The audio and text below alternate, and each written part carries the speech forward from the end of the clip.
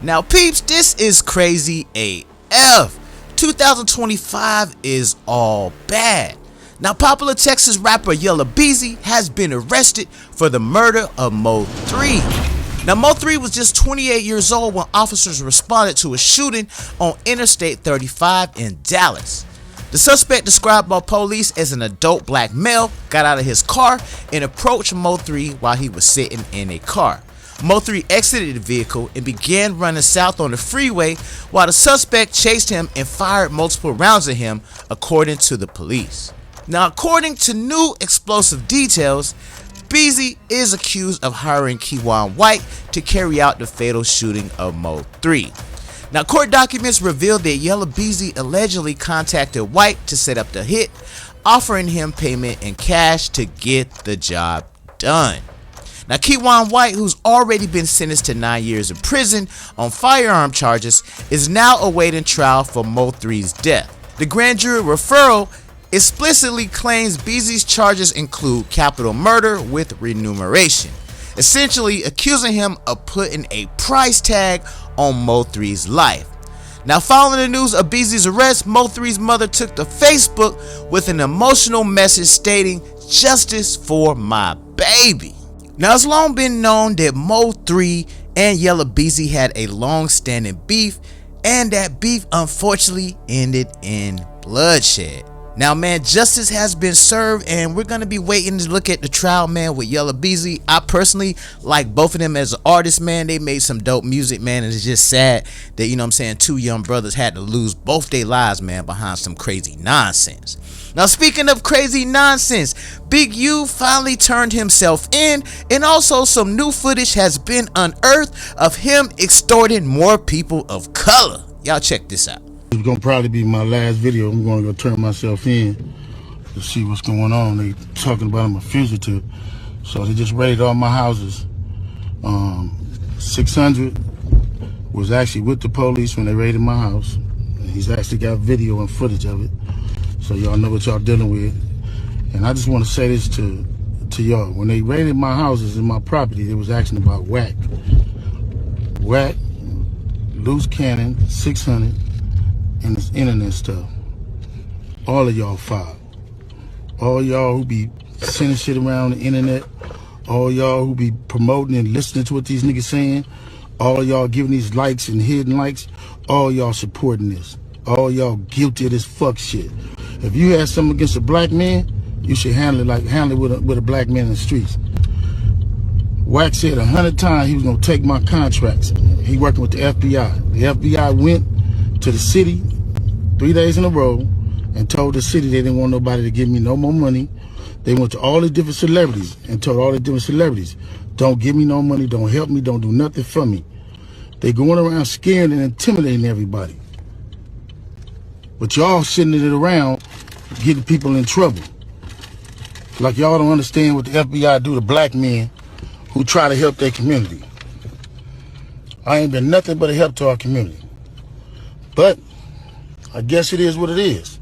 This the price of being black and trying to help somebody, trying to help your community and do what you can.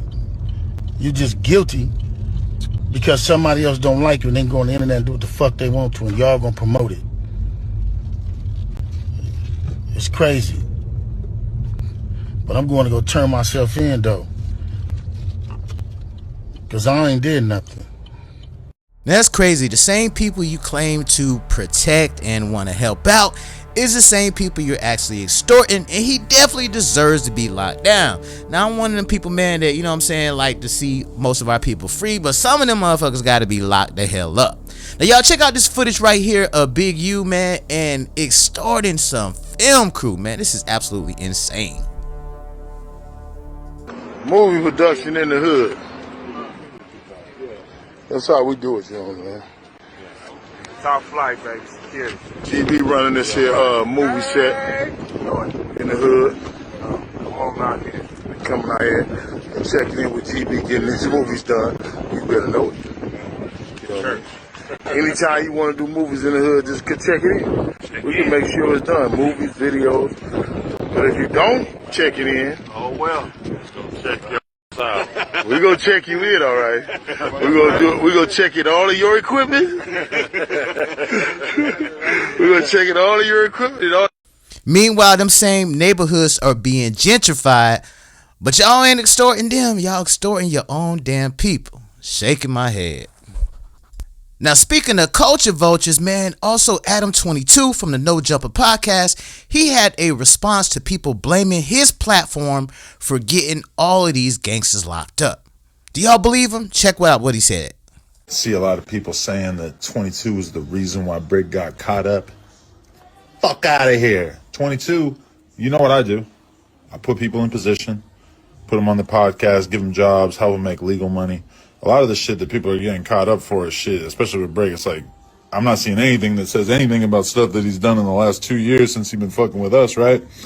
So, end of the day, I do employ people from the streets. And I guess, people from the streets sometimes get caught up in federal RICO indictments, whatever the fuck this shit is. And all I can say is that, yes, I may crack a joke here and there. I'm sorry, that's just my sick sense of humor. But end of the day, that's my boy. I'm standing with him. Loose. I got love for Loose, too. We're going to be documenting this whole thing, helping him along the way, whatever it is. So anybody acting like this is because of No Jumper? No, No Jumper was the antidote to this bullshit.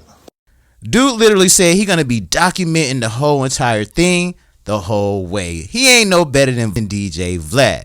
Now, y'all check out all this dirt that Big U got going on, man. Let me talk a little bit about Mr. Henley and the street gang here. As I said, Mr. Henley is a widely known leader within the rolling 60s. He rose to prominence in that gang decades ago, and he has since been a fixture on the internet, talk shows, and podcasts, all things that law enforcement have looked at closely as part of this investigation. He has maintained the image of an entertainment industry entrepreneur running a music label, and of somebody who gives back to the community here in Los Angeles, funding a South LA-based charity, Developing Options, which purports to help at youth risk escape gang life and escape the perils of gangs in high crime areas. The facts alleged in the complaint paint a very different picture. It is one of a murderer, a thief, a liar, and a cheat, and the criminals that enabled him. For example, Mr. Henley engaged in a murder of a musician signed to his label in 2021 and dumped the victim's body in Las Vegas off of the I-15 freeway. He then attempted to evade and obstruct the investigation into the murder, including ordering witnesses not to speak with law enforcement. Henley's criminal enterprise also engaged in other crimes, including transporting prostitutes across state lines, extorting strip clubs, marijuana dispensaries, and other businesses, and fraudulently applying for COVID loans in the form of a business relief loan. On that application, Mr. Henley falsely stated that his music label, Unique Music, operated at a $200,000 profit in 2019 and was entitled to government assistance, despite the reality that the company had operated at a loss and was ineligible for such relief. Finally, Mr. Henley is accused of embezzling donations made by celebrities, professional athletes, and businesses to his charity, Developing Options, which, as I said, purports to give South LA at-risk youth alternatives to gang violence, drugs, and other criminal activity. Henley used this charity as a front. He used it to conceal his fraudulent activities, his criminal enterprises activities, and evade detection from law enforcement. If convicted on the racketeering conspiracy, he and his co-conspirators face approximately a 20-year federal prison sentence. I want to thank our federal law enforcement partners, our state law enforcement partners who brought about the result here today. The Los Angeles Metropolitan Gang Task Force from the FBI. It's comprised of FBI agents, LAPD officers, IRS criminal investigation, the U.S. Department of Justice Inspector General's Office, Los Angeles Police Department, the North Las Vegas Police Department. This case is a great example of state and federal law enforcement working together to address harm from a criminal enterprise.